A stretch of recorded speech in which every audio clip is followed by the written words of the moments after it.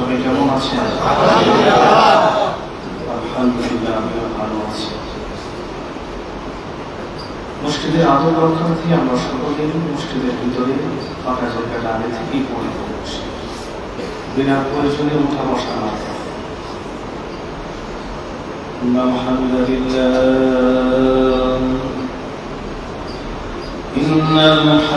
لله نحمده ونستعينه ونستغفره ونؤمن به ونتوكل عليه ونعوذ بالله من شرور أنفسنا ومن سيئات أعمالنا. من يهده الله فلا مضل له ومن يضلل فلا هادي له. ونشهد أن سيدنا وحبيبنا ومولانا محمدا عبد الله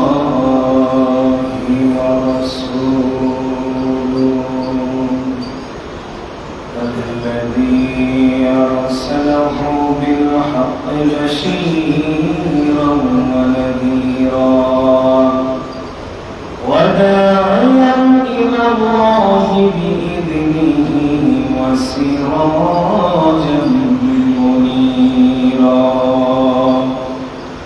أما بعد فقد قال الله تعالى في كلامه المجيد والفرقانه الحميد. جواب كل شباب أعوذ بالله من الشيطان الرجيم. بسم الله الرحمن الرحيم. من يطع الرسول فقد أطاع الله ومن تولى فما أرسلناك عليهم حفيظا.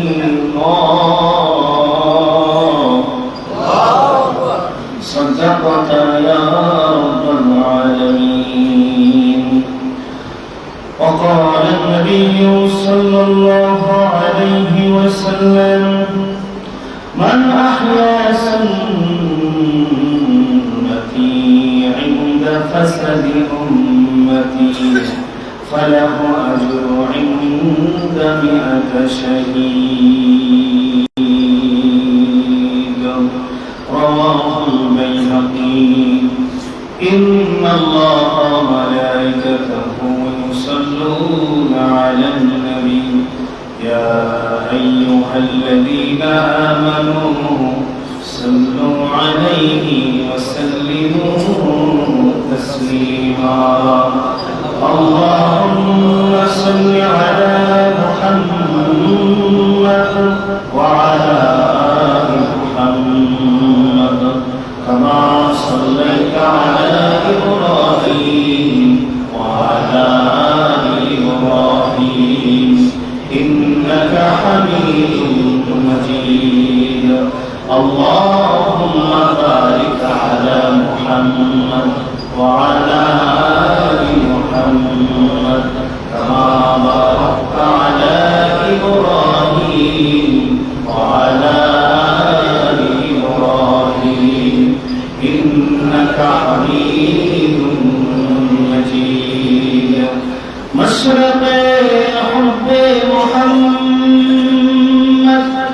مطلع ديواننا مطلع خورشید سپاس سینه سوجانما بلغ المنى بكماله كشف الدجى بجلاله آله صلوا عليه وآله لا إله إلا الله لا إله إلا الله لا إله إلا الله لا إله إلا الله لا إله إلا الله محمد رسول الله তুমি বেসওয়াব করা ফজিলত জানো খাওয়া শেষে মিষ্টি মুখের হাদিসটাও মানো তুমি বেসওয়াব করা ফজিলত জানো খাওয়া শেষে মিষ্টি মুখের হাদিসটাও মানো শুধু হক কথাটা উচ্চ স্বরে বলতে পারো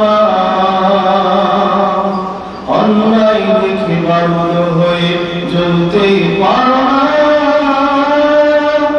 শুধু হক কথাটা উচ্চ স্বরে বলতে পারো অন্যায় দেখে বারুদ হয়ে জ্বলতে পারো কেমন মুসলমান তুমি একটু বলো না কেমন তোমার ইমান একটু ভাবো না তুমি বেসওয়াব করা ফজিলত জানো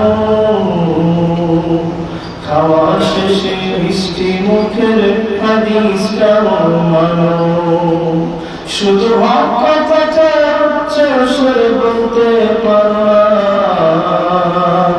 অন্যায় দেখে বারুদ হয়ে জ্বলতে পারো না কেমন মুসলমান তুমি একটু বলো না কেমন তোমার ইমান একটু ভাবো না আলহামদুলিল্লাহ সমস্ত প্রশংসা মালিকের যারা বললেন না সবাই বলেন সমস্ত প্রশংসার মালিক কে সমস্ত ক্ষমতার অধিকারী কে আল্লাহ পাকের ক্ষমতা আছে পাওয়ার আছে বিশ্বাস হয় আজকে দেখা গেছে তাই না কি পাওয়া আমার লাইফে এমন জোরে ভূমিকম্প আমি দেখিনি আজকে যে ভূমিকম্প হয়েছে এই ভূমিকম্পর গতিটা হচ্ছে আমাদের গুনার গতির মতো বলেন কিসের মতো আমাদের গুনাহের গতি যে রকম হচ্ছে ভূমিকম্পটাও ঠিক সেই রকম হয়েছে ঠিক না এটা আমার কথা না কথাটা কার ظهر الفساد في البر والبحر بما كسبت أيدي الناس ليذيقهم بعض الذي لعلهم يرجعون আল্লাহ রাব্বুল আলামিন পবিত্র কালামুল্লাহ মাজিদের ভিতরে বলেছেন জলে স্থলে পৃথিবীতে জমিনে যা কিছু ঘটে এগুলো সব কাদের কামাই আমাদের কামাই আমাদের দু হাতের কামাই আমাদের পাপের ফসল এই ভূমিকম্প দেখে আমরা আল্লাহকে বললাম আল্লাহ ভূমিকম্পটা দিলে কেন আল্লাহ বললেন আল্লাহু ইয়ারজিউন হে আমার বান্দারা আমার থেকে তোরা দূরে থাকিস না এই ভূমিকম্পটা দিয়েছি এই কারণে যেন তোরা সবাই আমার দিকে ফিরে আসিস সুবহানাল্লাহ আমাদের গুনার মাপ এত বেশি ভাই কি বলবো আমরা যে পরিমাণ গুনাহ করি মাঝে মাঝে মনে হয় এই গুনার মাত্র অনুযায়ী আল্লাহ যদি আমাদেরকে আযাব দিতেন পৃথিবীতে একটা মানুষ থাকতো ঠিক না কিন্তু বড় আশ্চর্য বিষয় হলো আল্লাহ পাকের রাগের তুলনায় দয়ার মাত্রা অনেক বেশি আর যারা বললেন যারা বললেন না আরে ভাই একটু ভাবেন মাত্র 5টা মিনিট যদি এই অবস্থা থাকতো আমি মানুষের বাঁচতে পারতাম মসজিদে আমি তো 3 তলায় ছিলাম কোরআনে কারিম পড়তেছি খাটের উপর বসে দেখতেছি যে ঝাঁকুনি শুরু হয়ে গিয়েছে প্রথমে ভাবলাম মনে হয় আমার মাথা ঘুরতেছে, পরে দেখলাম যে আওয়াজ, বাইরে থেকে আওয়াজ, আল্লাহু আকবার।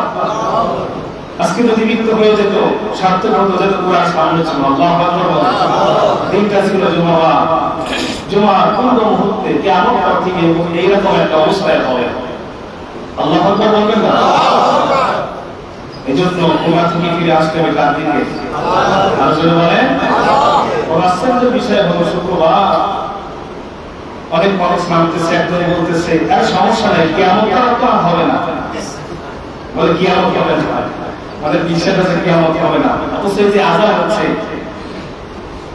একটু ভাবে না, একটু চিন্তাও করে না যে গুনাহ থেকে বিরত থাকা দরকার, আল্লাহর দিকে ফিরে আসার দরকার। মানুষ এটা ভাবে না। আল্লাহ তাআলা আমাদের সবাইকে ক্ষমা করুন বলে আমিন। আল্লাহ পাকের অনেক দয়া, বলছি না যে তার রাগের তুলনায় দয়ার পরিমাণ অনেক বেশি। আল্লাহ তাআলা দয়া করে আজকে আমি এখানে আসতে নাও পারতাম, অনেকে আজকে আমরা মৃত থাকতাম, অনেকে এখনই আমাদের জানাতে পড়া লাগতো, এখনই আমাদেরকে বাড়ি যাওয়া লাগতো, আমাদের লাশ অ্যাম্বুলেন্সে করে বাড়িতে পাঠানো হতো যদি আল্লাহ দয়া না করতেন। ঠিক কিনা? আল্লাহ তাআলা আমাদেরকে যে দয়া করেছেন, আমাদের গুনার জন্য আল্লাহ আমাদেরকে এখনো ধ্বংস করে দেননি, আমাদেরকে ভালোবেসে মহব্বত করে পবিত্র জুমার দিনে আবারও আমাদেরকে সেই জুমার নামাজ আদায়ের জন্য মসজিদে আসার তৌফিক দিয়েছেন।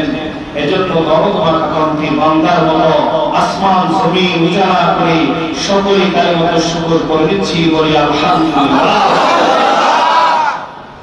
হৃদয়ের সবটুকু ভালোবাসা উজাড় করে দরদ ভক্তির সাথে বিশ্ব নবীর প্রতি দুরূদ পড়ছি। আল্লাহুম্মা সাল্লি আলা মুহাম্মদ, আল্লাহুম্মা বারিক আলা মুহাম্মদ। সম্মানিত দিনী ভাইরা, আজকে আপনাদের খেদমতে আমি সূরাতুন নিসা মাত্র ৮০ নম্বর আয়াতে কারিমা তেলাওয়াত করেছি। এই আয়াতকে সামনে রেখে আমরা কিছু কথা আমলের নিয়তে শুনব। আল্লাহ তাআলা আমাদের সবাইকে আমলের নিয়তে শোনা ও আমল করার তৌফিক দান করুন, আমিন। প্রিয় ভাইরা, এই পৃথিবীতে আমরা দুনিয়াতে চলাফেরা করি কার দয়ায়? আর জোরে বলেন আল্লাহ।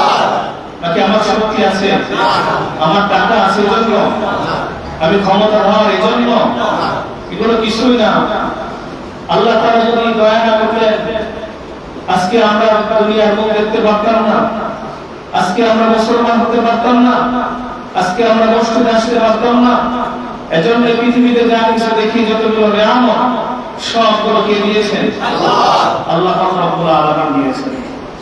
এজন্য আল্লাহ পাক রব্বুল আলামিন কোরআনে মাজিদের ভিতরে বলেছেন, তোমরা যদি আমার আনুগত্য করতে চাও, আল্লাহ পাক রব্বুল আলামিন বলেন, মান ইউতিউর রাসূল ফাকাদ আতা আল্লাহ।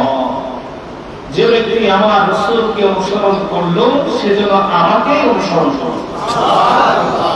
মানে যে ব্যক্তি রাসূলের সুন্নাহকে মহব্বত করলো, যে ব্যক্তি রাসূলকে মনে প্রাণে মেনে নিল, আল্লাহ পাক বলছেন সে যেন আমাকে মেনে নিল। সুবহানাল্লাহ। আর জোরে সুবহানাল্লাহ। তাহলে এখান থেকে বোঝা যাচ্ছে যে আল্লাহ পাক রব্বুল আলামিনের কাছে যেতে হলে, আল্লাহ পাক রব্বুল আলামিনের প্রিয় বান্দা হতে হলে একজন মানুষের সুন্নাহ অনুসরণ করতে হবে। সেই মানুষটার নাম কি? আর যদি বলে মুহাম্মদ রাসূলুল্লাহ সাল্লাল্লাহু আলাইহি ওয়াসাল্লামের সুন্নাহ ছাড়া দুনিয়াতেও মুক্তি নাই, আখিরাতেও মুক্তি নাই। দুনিয়াতেও শান্তি নাই, আখিরাতেও শান্তি নাই। মুহাম্মদ রাসূলুল্লাহ সাল্লাল্লাহু আলাইহি ওয়াসাল্লামের সুন্নাহর ভিতরে রয়েছে গোটা মানুষের, গোটা মুমিনের, গোটা মুসলমানের জন্য বিজয় নিশ্চিত, বিজয় দিয়েছে সুবহানাল্লাহ। আবার ভাইরা, আমরা শুধুমাত্র সুন্নাহ জানি, সুন্নাহ শব্দ শুনি, আসলে এই সুন্নাহ মানেটা কি এটা আমরা না জানার কারণে আমরা আমাদের জীবন থেকে অনেক সুন্নাহ আমরা ছেড়ে দিচ্ছি, সুন্নাহ থেকে আমরা দূরে সরে যাচ্ছি। আসলে আমরা সেই কথাগুলো কোরআন এবং সুন্নাহ থেকে জেনে নিই। প্রিয় ভাইরা, সুন্নাহ শব্দটা হলো আরবি, যা আরবি বাংলা অর্থ হলো নিদর্শন, আচার আচরণ, জীবন কর্ম।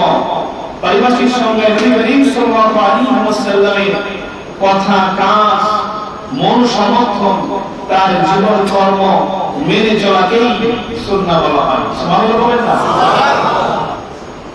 সুন্নাহ তিন প্রকার। এক নম্বর সুন্নাহ হলো সুন্নায়ে কাউলিয়া, অর্থাৎ নবী করিম সাল্লাল্লাহু আলাইহি ওয়াসাল্লামের কথা এবং কাজ, রাসূল সাল্লাল্লাহু আলাইহি ওয়াসাল্লামের কথা বা বাণী, এটাকে বলা হয় সুন্নায়ে কাউলিয়া।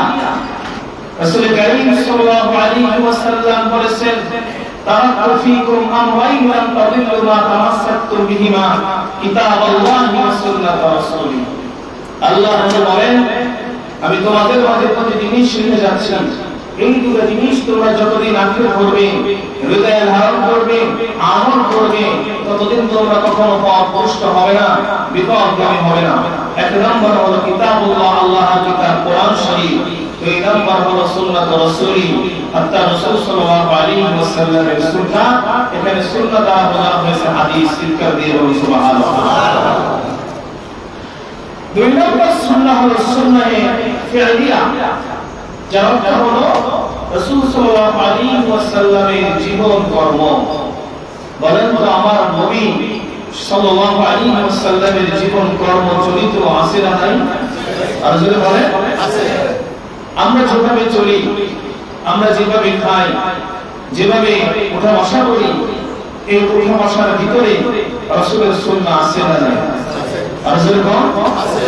আজকে আমি যে মেম্বারে উঠেছি, ডান পা দিয়ে মেম্বারে উঠেছি, এই মেম্বারে যতক্ষণ পর্যন্ত বসে থাকব, ততক্ষণ পর্যন্ত যিনি আমার আমলনামায় সওয়াব দিবেন তিনি কে? আল্লাহ। আপনারা যদি সুন্নাহ মোতাবেক মসজিদের ভিতরে প্রবেশ করতে পারেন এবং সেই অনুযায়ী বসে থাকতে পারেন, যতক্ষণ পর্যন্ত বসে থাকবেন, যত সময় কোরআন থেকে কথা শুনবেন, যত সময় হাদিস থেকে কথা শুনবেন, আপনার আমলনামা থেকে গুনাহ যিনি মুছে দেবেন তিনি কে? আল্লাহ। আর যদি বলেন আল্লাহ। এর মূল থিওরি হচ্ছে, আমার কাজ যদি রাসূলের কাজের সাথে মিলে যায়, আমার চলা বসা ওঠা কাজ কর্ম যদি রাসূলের সুন্নাহ মোতাবেক হয়ে যায়, যিনি আমাকে ক্ষমা করে দিবেন তিনি কে? আল্লাহ। এবার আসুন তো আমাদের জীবন কর্ম রাসূলের সুন্নাহ মোতাবেক করার দরকার আছে না নাই? আছে। আর যদি বলেন আছে। আমার ভাইরা, যখন এই আয়াত নাযিল হলো, সূরা নিসার ৮০ নম্বর আয়াত, এই আয়াতটা মুনাফিকদের সম্পর্কে নাযিল করা হয়েছে। নবীজির যুগে এমন কিছু মুনাফিক ছিল যারা বলতো যে আল্লাহকে মানলে হবে, মুহাম্মদুর রাসূলুল্লাহ সাল্লাল্লাহু আলাইহি ওয়াসাল্লামকে মানার দরকার নাই, সকল ক্ষেত্রে মুহাম্মদুর রাসূলুল্লাহ সাল্লাল্লাহু আলাইহি ওয়াসাল্লামকে মানার প্রয়োজন নাই। যেমন আমাদের দেশে এমন কিছু নেতারা আছে যারা বলে ধর্ম এক জিনিস, রাজনীতি আর এক জিনিস। ধর্ম বেলায় মুহাম্মদুর রাসূলুল্লাহকে মানে, কিন্তু রাজনীতির বেলায় মুহাম্মদুর রাসূলুল্লাহকে মানে না। আমি আপনাদের কাছে প্রশ্ন করতে চাই, বলেন তো এই লোকগুলো মুমিন নাকি মুনাফিক? মুনাফিক। তাহলে বলেন মুনাফিক। শুধু মুনাফিক না, যদি কেউ বলে আমি ধর্মের বেলায় মুহাম্মদুর রাসূলুল্লাহকে মানি, কিন্তু রাজনীতির বেলায় মুহাম্মদুর রাসূলুল্লাহকে মানি না, এই মানে না বলার কারণে সে আর মুনাফিক মুমিন থাকতে পারে না। সঙ্গে সঙ্গে সে ইসলাম থেকে বের হয়ে যাবে, মুমিন থেকে সে দূরে সরে যাবে, ইসলাম থেকে সে দূরে সরে যাবে, এমনকি তার ঈমান পর্যন্ত চলে যাবে। কি কারণে? রাজনীতির জীবনে মুহাম্মদকে মানে না, কিন্তু রাজনীতির জীবনে সে অন্য নেতা, এক পূজারী, টাকা পয়সা লুটপাটকারী, দেশে বিশৃঙ্খলা সৃষ্টিকারী, এই সমস্ত মানুষদেরকে মানে, কিন্তু মুহাম্মদুর রাসূলুল্লাহকে সে মানে না। আমার ভাইরা, বলতে পারেন হয়তো আমি কোরআন মানি, কোরআন পড়ি, কিন্তু কোরআনের ভিতরে এমন কিছু আয়াত আছে যে আয়াতের ভিতরে আমার আল্লাহ বলেন, আলা লাহুল খালকু ওয়াল আমরু তাবারাকাল্লাহু রব্বুল আলামিন।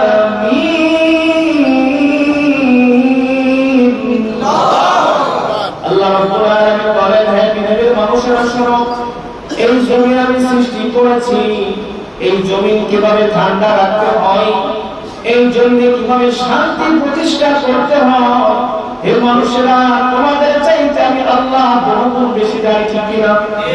আর যদি বলেন এই জমিনে কোন মানুষটার কি প্রয়োজন, কোন মানুষটার কি দরকার, কার কোথায় থাকলে ভালো হয়, কাকে কোথায় রাখলে ভালো হয়, এটা জমাদার চাইতে ভালো জানেন কে? আল্লাহ।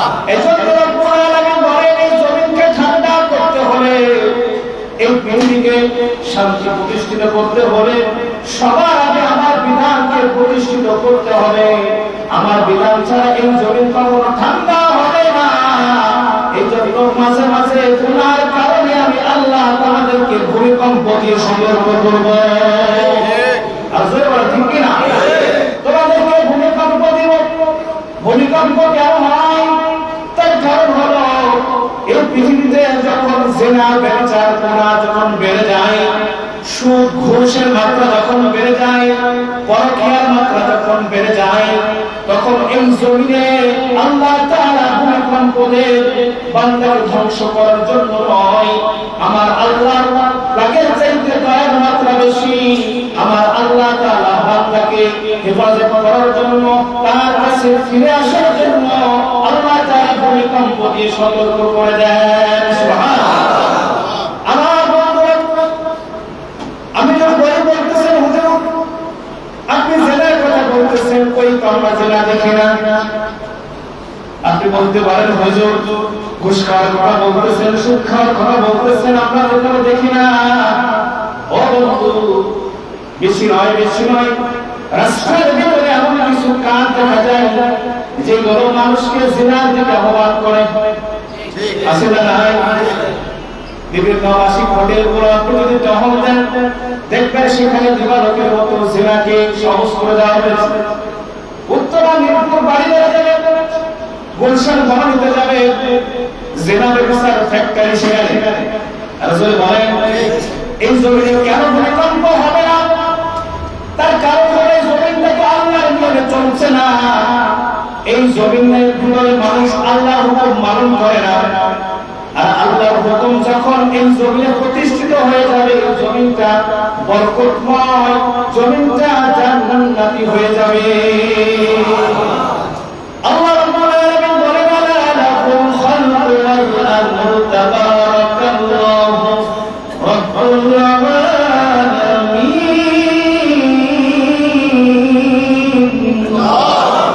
সৃষ্টি জানেন চলুকা আর যখন আল্লাহর আইন ছাড়া দুনিয়া মানুষের আইন দিয়ে জমিনে শান্তি প্রতিষ্ঠা করা সম্ভব?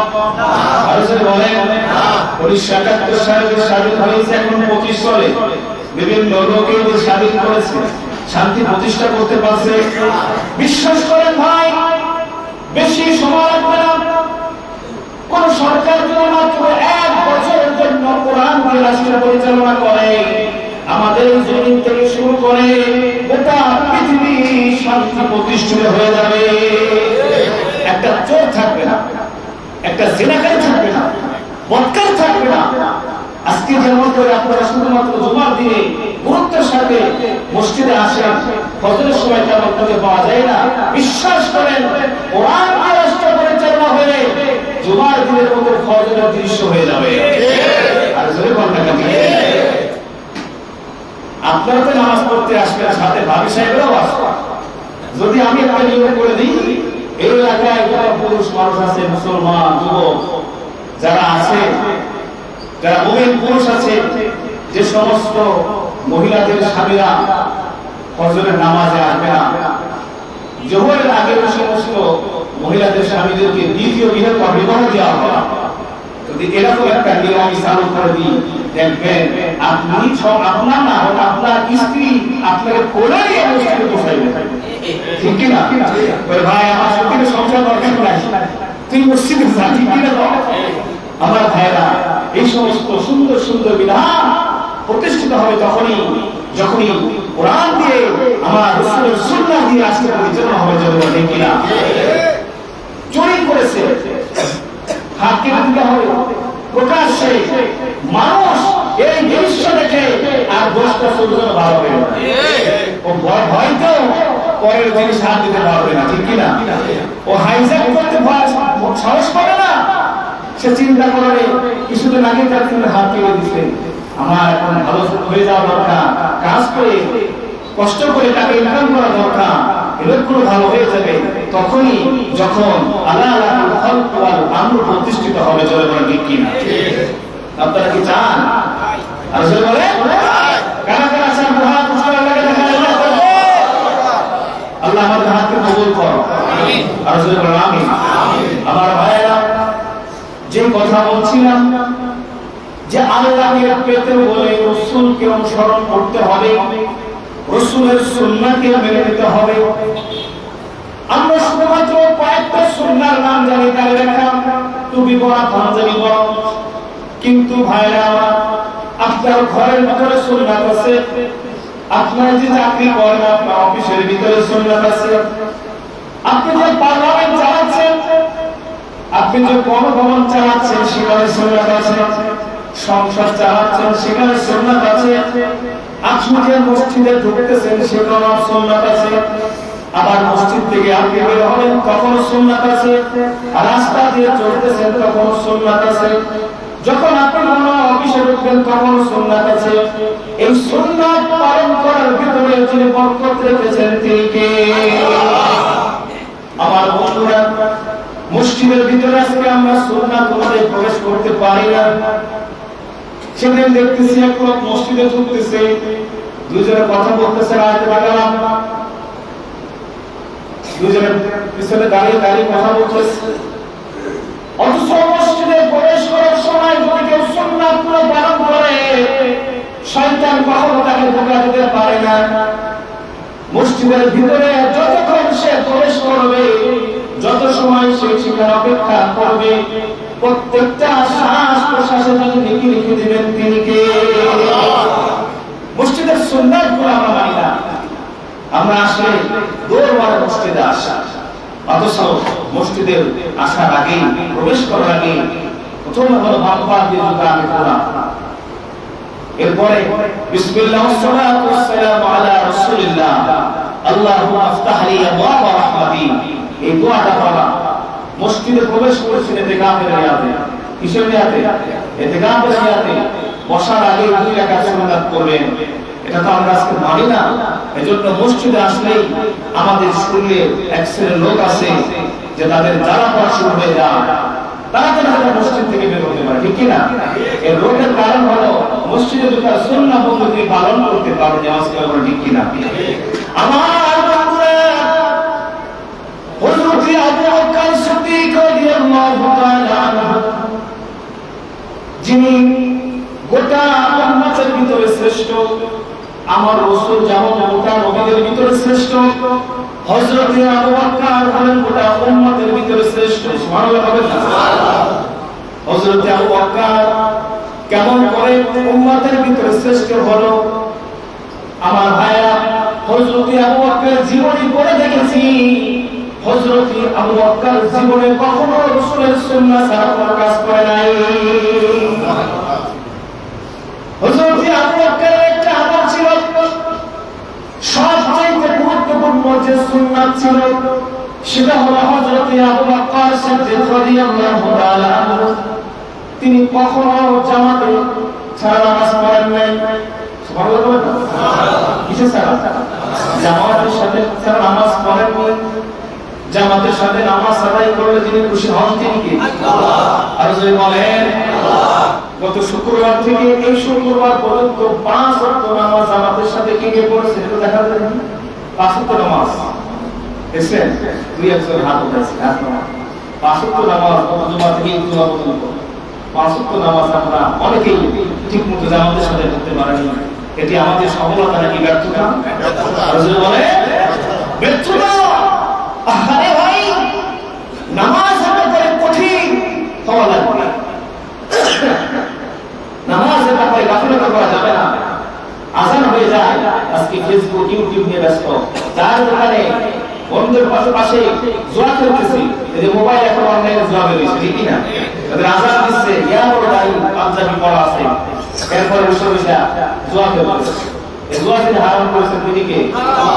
আরে আজকে যদি ভূমিকম্পে তোমার জীবনটা চলে যেত, তুমি কেমন করে তুমি এত চলাফেরা করতা? এখন কি তোমার সময় হয় নাই? এখন কি তোমার ভালো পথে ফিরে আসার সময় হয় নাই? এখন যদি তুমি তওবা না করো, আল্লাহর দিকে ফিরে না আসো, রাসূলের সুন্নাতে যদি তুমি না মানো, মৃত্যুর আগে তোমার তওবা নসিব হবে না। আর যদি বলেন মৃত্যুর আগে তোমার তওবা নসিব হবে না। আমার ভাইরা, এই জন্য সবার আগে আমি বলি, একজন মুসলমান আর একজন বেঈমানের ভিতরে পার্থক্য করে নামাজ। কি নামাজ? একজন মুসলমান আর একজন বেঈমানের ভিতরে পার্থক্য করে নামাজ। হিন্দুরা নামাজ পড়ে না, খ্রিস্টানরা নামাজ পড়ে না, বৌদ্ধরা নামাজ পড়ে না, আর আজান হয়েছে আপনি মুসলমান নামাজ পড়লেন না।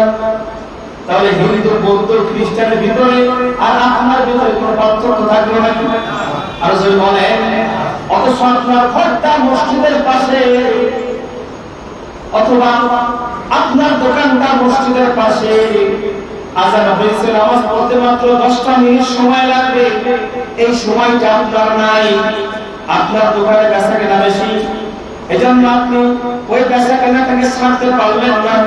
বোঝাই দেন আল্লাহকে, আল্লাহ তোমার চাইতে আমার দোকানের মহাব্বতটা আমার বেশি। আর যদি বলেন না কেন? অথচ হযরতে কাব ইবনে উবাই রাদিয়াল্লাহু তাআলা, হযরত উবাই ইবনে কাব, হযরত উবাই ইবনে কাব রাদিয়াল্লাহু তাআলা, তার বাড়ি ছিল মসজিদে নববীর পাশে। কোথায়? আর যদি বলেন মসজিদে নববীর পাশে। আল্লাহর নবী যেদিন বললেন, যে ব্যক্তি ওযু করে জামাতের সাথে নামাজ আদায় করার জন্য মসজিদের দিকে আসবে, তার প্রত্যেকটা কদমে কদমে নেকি লেখা হবে, প্রত্যেকটা কদমে কদমে আল্লাহ মাফ করে দিবে। হযরতে উবাই ইবনে কাব রাদিয়াল্লাহু তাআলা কথা শোনা মাত্র তার বাড়ি একটু দূরে নিয়ে গিয়েছে। কোথায়? আর যদি বলেন না কেন? কেননা বাড়ি যদি কাছে হয়, তাহলে মসজিদে আসতে কিন্তু বেশি সময় লাগবে না, 2-4 কদম দিলে মসজিদে ঢোকা যাবে। উবাই ইবনে কাব চিন্তা করলেন, আমার যদি বাড়ি কাছে হয় তাহলে তো আমি সওয়াব কম পাবো, আমার গুনাহ কম হবে, আমার গুনাহ মাফ কম হবে। এই জন্য বাড়িটা তিনি দূরে নিয়ে গেলেন, বাড়ি পরিবর্তন করে নিলেন। সাহাবীরা জিজ্ঞেস করলো, উবাই ইবনে কাব, বাড়ি কেন তুমি দূরে নিলা? উবাই ইবনে কাব বলে, বাড়িটার জন্য আমি দূরে নিয়েছি, তার কারণ হলো এই বাড়ি দূরে নিয়েছি, মসজিদে আসতে আমার সময় বেশি লাগবে, আমার পায়ের কদম বেশি পড়বে, এই জন্য সওয়াব বেশি হবে, গুনাহ মাফ বেশি হবে। আর জোরে করবেন সুবহানাল্লাহ। অথচ আমরা মুসলমান দাবি করার পরেও এই সুন্নাহ পালন করি না। নবীজি বলেছেন, ফামান রাগিবা আন সুন্নতি ফালাইসা মিন্নি, যে ব্যক্তি আমার সুন্নাত থেকে দূরে সরে যাবে, আমার সুন্নাত থেকে মুখ ফিরিয়ে নিবে, সে আমার দলভুক্ত হতে পারবে না, আমার উম্মত হতে পারবে না। যদি বলেন আল্লাহু আকবার, আর জোরে বলেন আল্লাহু আকবার। মুসলমান ভাইরা আমার, নিজের জীবনের ভিতরে সুন্নাত প্রবেশ করা। আজকে আপনি উম্মত দাবি করেন, বিশ্ব নবীকে ভালোবাসেন বলেন, আমার দিকে একটু তাকিয়ে দেখেন, আমিও কিন্তু আপনার মতো যুবক, আমার মেধা শক্তি কিন্তু খারাপ না, সবগুলো রেজাল্ট আমার ফার্স্ট ক্লাস। ইচ্ছা করলে আজকে আমি আর্মি অফিসার হতে পারতাম, ডাক্তার হতে পারতাম, ইঞ্জিনিয়ার হতে পারতাম, কিন্তু কেন হয় না জানেন? একটা মাত্র কারণ, ওই নাই লেগে ইসলাম পরিপূর্ণভাবে মানা যাবে না। আর যদি বলেন কেন? বাবা মা কষ্ট করে মাদ্রাসায় শিক্ষায় শিক্ষিত করেছেন, ইসলামী আরবি বিশ্ববিদ্যালয় থেকে ডিগ্রি অর্জন করার তৌফিক দান করেছেন। আল্লাহ রাব্বুল আলামিন এত বড় ফজিলত দিলেন। আজকে যদি এই পথ ছেড়ে আমি দূরে সরে যাই, বরং তা আমাদের দিন যিনি আমার প্রতি অখুশি হয়ে যাবেন তিনি কি? আল্লাহ। আর যদি বলেন না কেন? আমার মুখে দাঁড়িয়ে আমি আমার রাসূলকে ভালোবাসি, নিজের শরীরের ভিতরে আমি সুন্নাহকে ঢুকিয়ে দিয়েছি। বলতে পারেন হুজুর দাঁড়িয়ে রাখলে তো বৃদ্ধ আগে তেমন ভালো লাগে না, যদি আপনার মনের ভিতরে এই টেনশন যদি দূর হয়ে যায় তাহলে আমার ভাইরা আপনার এই টেনশনে ভুগে যায়, বুঝতে হবে আপনি উম্মতে মুহাম্মদ হতে পারেন নাই। আজকে আপনি নবী উম্মত দাবি করে দাঁড়িয়ে রাখতে আপনার কষ্ট হয়, নিজেকে আলিশান লাগে দাবি করে, পাঞ্জাবি পরতে কষ্ট হয়, টুপি পরতে কষ্ট হয়। ও মুসলমান, একটা কথা বলতে চাই, আল্লাহর নবী বলেছেন দাঁড়িয়ে রাখলে কি হবে, সুন্নাহ পালন করলে কি হবে। মান আহাব্বা সুন্নতি ফাকাদ আহাব্বানি ওয়া মান আহাব্বানি কানা মাই ফিল জান্নাহ। আল্লাহু আকবার। আল্লাহ বলেন যে ব্যক্তি আমার সুন্নাহকে মহব্বত করলো সে যেন আমাকে মহব্বত করলো, আর যে ব্যক্তি আমার সুন্নাতকে মহব্বত করলো আমাকে মহব্বত করলো কিয়ামতের দিন সে আমার সাথে জান্নাতে থাকবে। কার সাথে? আল্লাহর সাথে, নবীর সাথে। যদি বলে নবীর সাথে কেউ যদি জান্নাতে থাকে বলেন তো তার কোনো টেনশন থাকে নাকি? কোনো দুশ্চিন্তা আছে নাকি? কারণ যার সাথে নবী থাকে তার সাথে থাকে কি? আল্লাহর সাথে। আল্লাহ থাকে, নবী থাকে যে ব্যক্তির সাথে, ওই ব্যক্তি সফলতা অর্জন করবে। কোনো ভুল আছে নাকি? মানুষের বলে আমার বন্ধুরা যে কথা বলতেছিলাম, রাসূলকে মহব্বত করতে হবে, রাসূলকে অনুসরণ করতে হবে, সুন্নাতকে মহব্বত করতে হবে। আপনার চুলটা যে চুলটা রাখছেন এই চুলটার ভিতরেও কিন্তু রাসূলের সুন্নাত আছে না নাই? আর যদি বলেন না কেন? রাসূল সাল্লাল্লাহু আলাইহি ওয়াসাল্লাম যেভাবে চুলটা রেখেছেন ওইভাবে চুলটা রাখতে হবে, যেভাবে তিনি জুব্বা পরেছেন ওইভাবে করতে হবে। হযরত আব্দুল্লাহ ইবনে ওমর, হযরত ওমরের ছেলে হযরত আব্দুল্লাহ ইবনে ওমর রাদিয়াল্লাহু তাআলা আনহু, তিনি একটা রাস্তা দিয়ে সফর করতেছেন, কিছুদূর যাওয়ার পর তিনি ঘোড়াটাকে বেঁধে দিয়েছেন। ঘোড়াটা বাঁধার পর তিনি 2 রাকাত নামাজ আদায় করেছেন। সাহাবীরা বললেন ও আল্লাহ, অথচ এই যে রাস্তা বাঁধা সুন্দর রাস্তা আছে না, বিশেষ রাস্তায় যাও না কেন? আব্দুল্লাহ ইবনে ওমর বলছেন আমি এই রাস্তায় গিয়েছি কারণ হলো এই রাস্তায় আমার নবী মুহাম্মদুর রাসূলুল্লাহ সাল্লাল্লাহু আলাইহি ওয়াসাল্লামকে দেখেছি এইভাবে পড়তে আর কোনভাবে বেঁধে এইভাবে নামাজ আদায় করতে আমি দেখেছি। এই জন্য আমি সেই সুন্নাহকে পালন করতেছি। সুবহানাল্লাহ। হযরত ওমর রাদিয়াল্লাহু তাআলা তিনি একদিন সাধারণভাবে আমিরুল মুমিনিন একজন খলিফা, গোটা আব্দুজাহানের প্রেসিডেন্ট হযরত ওমর ফারুক রাদিয়াল্লাহু তাআলা সাধারণ মানুষদের সাথে তিনি খেজুর খাচ্ছেন। সুবহানাল্লাহ। সাধারণভাবে পানিতে বসে, খেজুরের পানিতে বসে হযরত ওমর খেজুর খাচ্ছেন। আমাদের সমাজে বা আমাদের দেশে যে সমস্ত রাষ্ট্রপ্রধান আছে তারা কি ওইভাবে সাধারণভাবে খেজুর খান? আর যদি সাধারণ কোনো নাগরিক যদি তার সাথে দেখা করতে যায় 1 বছর লাগে দেখা করতে, ঠিক না? কত মানুষের সিগনেচার লাগে, কত নিরাপত্তা লাগে, তারপরে রাষ্ট্রপ্রধানের সাথে দেখা করা যায়। অনেক সময় দেখাও নাও হতে পারে। হযরত ওমর রাদিয়াল্লাহু তাআলা তিনি সাধারণভাবে খেজুর খাচ্ছেন। একজন সাহাবী বলছেন ওমর আপনি আমিরুল মুমিনিন, আপনি সাধারণভাবে খেজুর খাচ্ছেন, ব্যাপারটা কি? হযরত ওমর বললেন তোমরা কি জানো না আমার রাসূলকে আমি এইভাবে দেখেছি খেজুর খেতে এবং সাধারণ মানুষের সাথে সাক্ষাৎ করতে। সুবহানাল্লাহ। আমি রাসূলের সুন্নাহকে পালন করতেছি। আল্লাহু আকবার। আমার ভাইরা, এইজন্য আল্লাহ রাব্বুল আলামিন পবিত্র কোরআনের ভিতরে বলেছেন মান ইউতি'র রাসূল ফাকাদ আতা আল্লাহ ওয়া মান তাওয়াল্লা ফামা আরসালনাকা আলাইহিম হাফীযা।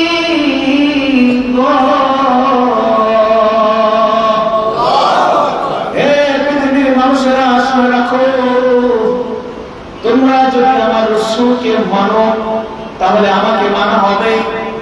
আল্লাহ রাব্বুল আলামিন কে হাবিবকে বলেন, হাবিব ওয়া তাওয়াল্লা ফামা আরসালনাকা আলাইহিম হাফিযা, কিন্তু যারা আপনার দিক থেকে মুখ ফিরিয়ে নিবে আপনি দুশ্চিন্তা করবেন না। আপনার কাছ থেকে যারা দূরে থাকতে চায় আপনি দুশ্চিন্তা করবেন না, মন খারাপ করবেন না। কেননা আমি আল্লাহ আপনাকে সবার জন্য হিসাব সংরক্ষণকারী, আপনাকে নিয়ন্ত্রণকারী হিসেবে পাঠাই নাই। আল্লাহু আকবার। তার মানে হলো আপনি সবাইকে বুঝিয়ে মেরে আপনার দিনের দিকে আসবেন, নিয়ে আসবেন, এটার জন্য আমি পাঠাই নাই।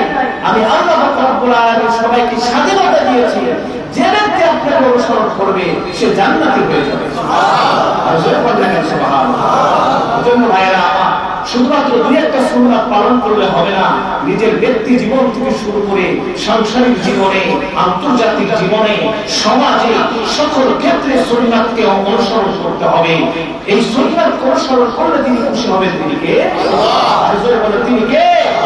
আজকে আমরা একজন আরেকজনের সাথে দেখা করে সালাম দিতে কাপড় করি, অথচ হাই হাই ঠিকই বলি, ঠিক কি না? একজন আরেকজনের সাথে দেখা হলে মুসাফা করতে হয়, এই সুন্নাতটা করি না।